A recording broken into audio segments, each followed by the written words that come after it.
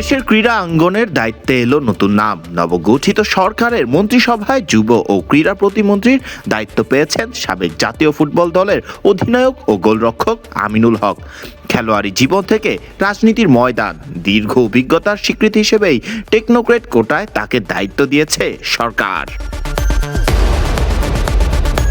খেলোয়াড়ি জীবনে বাংলাদেশ জাতীয় ফুটবল দলের গোলপোস্টে গোলরক্ষকের দায়িত্বে ছিলেন আমিনুল। অধিনায়ক হিসেবেও দায়িত্ব পালন করেন তিনি। লম্বা খেলোয়াড়ি জীবন শেষে রাজনীতিতে নাম লেখান আমিনুল হক।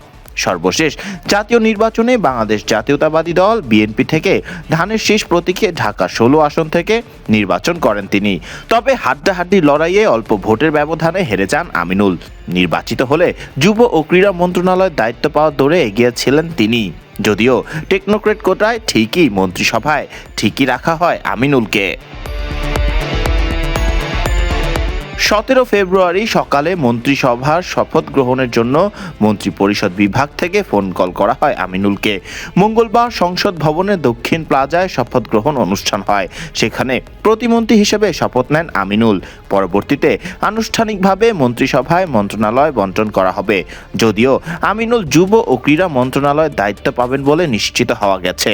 সেক্ষেত্রে যুব ও ক্রীড়া প্রতিমন্ত্রী হবেন আমিনুল হক। এদিকে আমিনুল দায়িত্ব নেয়ার পর বিসিবিতে পাখির চোখ থাকবে ক্রিকেট প্রেমীদের। গত কয়েক মাসে বারবার বিসিবির নির্বাচন, ক্রিকেট বোর্ড এবং ক্রিকেটারদের নিয়ে নানা ধরনের কথা বলেছেন আমিনুল হক। নিজের অবস্থান থেকে বিসিবির ব্যাপারে বেশ সরব ছিলেন।